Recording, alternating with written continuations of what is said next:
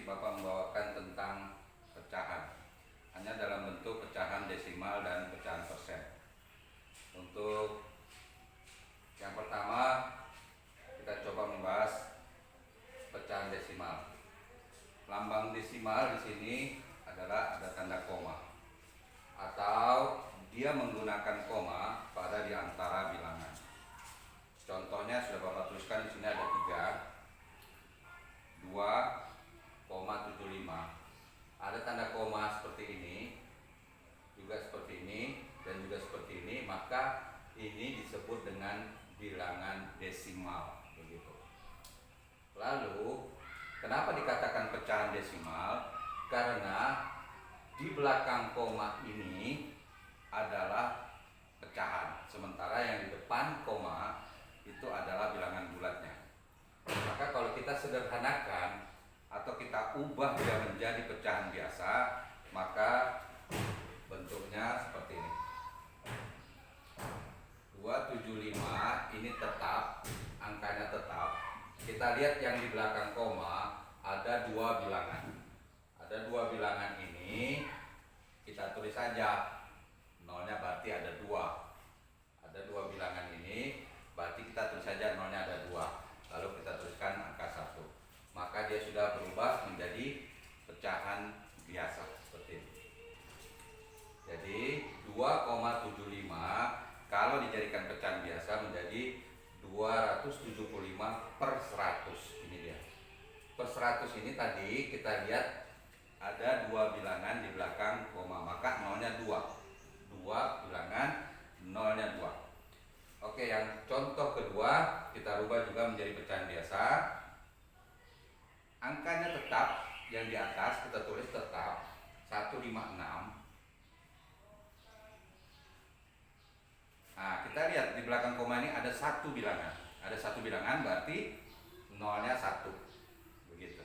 Kalau kita tulis angka 1, maka dia sudah berubah menjadi pecahan biasa. Sebutannya 156 per 10. Per 10 ini karena ada satu bilangan di belakang koma. Ini ada dua bilangan di belakang koma, nolnya 2. Ini ada satu bilangan di belakang koma, maka nolnya 1. Bagaimana yang di bawah? Sama, ya. Angkanya tetap, kita tuliskan 17466. Nah, untuk pembaginya di bawah, kita lihat seperti yang nomor 1, 2. Nanti kita sama dengan nomor 3. Perhatikan, ada dua bilangan yang nomor 1 ini, maka nolnya 2. Ada satu bilangan, nolnya 1. Di belakang ini ada 3 bilangan, di belakang koma ya, di belakang koma 1, 2, 3. Maka kita tuliskan nolnya 3. 1, 2, 3. Lalu angka 1. Nah, ini juga sudah berubah menjadi pecahan biasa seperti itu. Oke. Ini harus dipahami dulu untuk menyelesaikan nanti kalau ada soal, misalnya soalnya itu tuliskan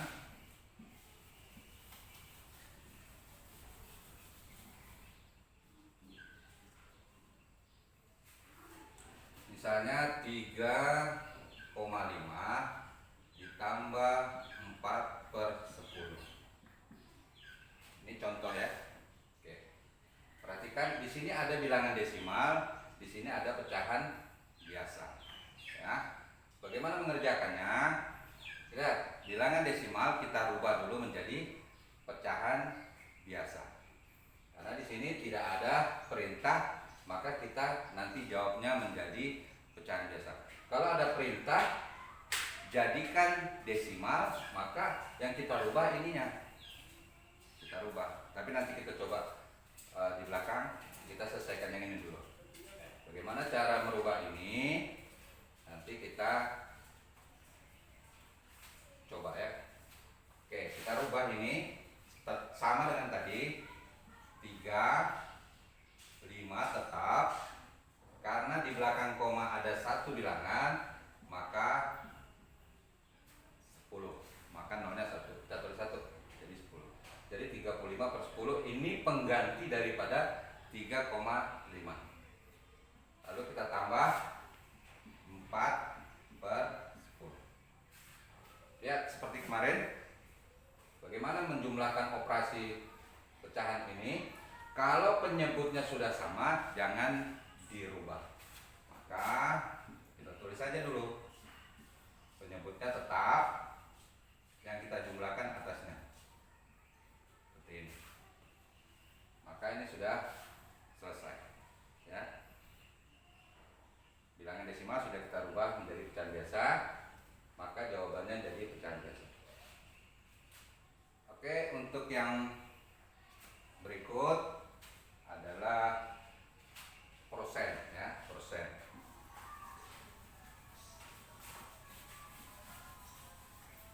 Bilangan persen, lambang bilangan persen. Oke, lambang bilangan persen. Ini dia, lambangnya ini.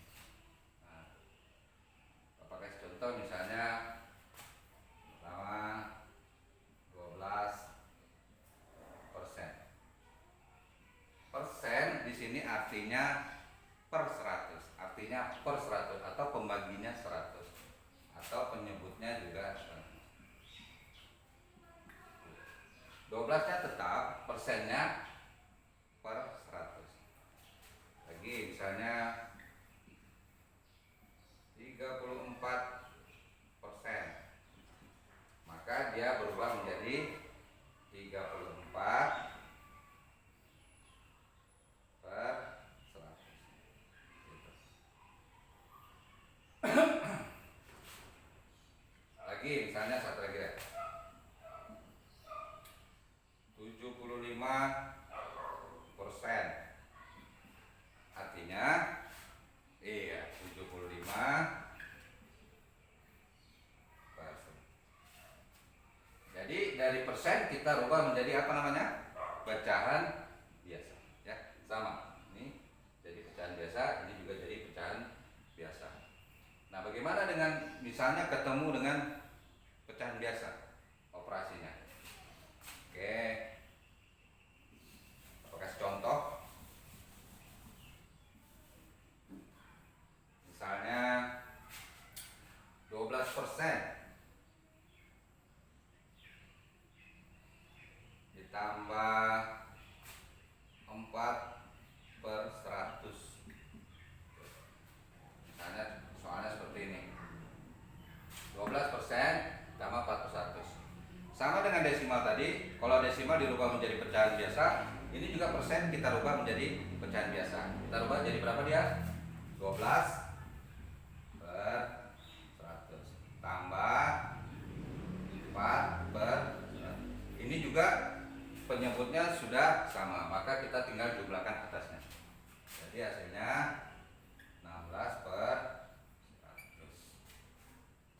Oke, seperti itu. Ya. Bagaimana seandainya persen dijumlahkan dengan desimal? Ya. Bisa kita contoh. Bapak buatkan contoh ini. Misalnya 15% ditambah 7,55. Nah, di sini ada persen, ada juga bilangan desimal. Ingat, bagaimana kita merubahnya menjadi pecahan biasa. Kalau tidak ada perintah penyelesaian di belakang, maka kita jawab dengan pecahan. Kita jawab dengan pecahan karena ini semua adalah pecahan. Ya, kita jawab dengan pecahan. Tetapi kalau ada petunjuk, jawablah dalam bentuk desimal atau misalnya jawablah dalam bentuk persen, maka kita harus merubah sesuai petunjuk. Misalnya dia minta jawablah dalam bentuk persen, maka ini sudah persen, yang ini yang kita rubah menjadi persen, ini yang kita rubah menjadi persen. Atau dia jawablah dalam bentuk desimal, ini sudah desimal, yang kita rubah persennya, kita rubah menjadi bentuk desimal. Oke. Kalau tidak ada petunjuk, maka kita jawab dengan pecahan biasa. Oke, kita rubah dulu nih. 15% jadi 15 tambah, lihat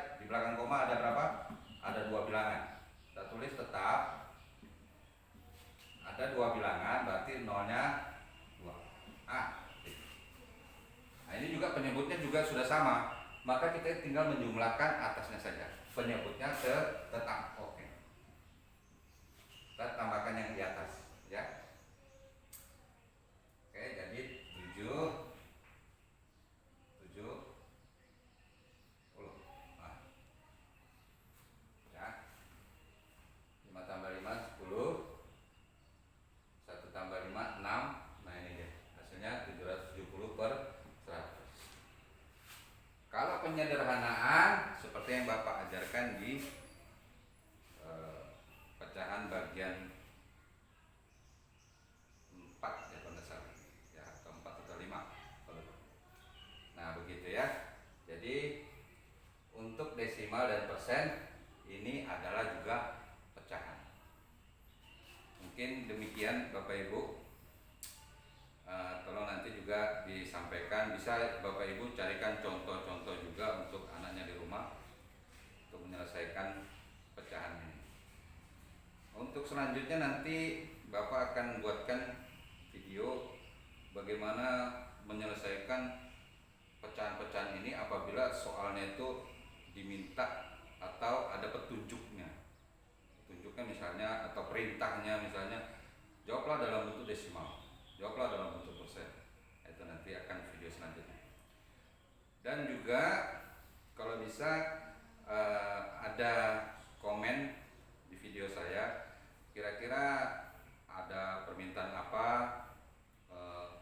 untuk pelajaran matematika, tapi khusus SD kelas 4, 5 dan 6 ya. Untuk SD 4, 5 dan 6. Begitu. Oke, itu saja yang bisa saya sampaikan. Saya akhiri. Assalamualaikum warahmatullahi wabarakatuh. Salam pintar.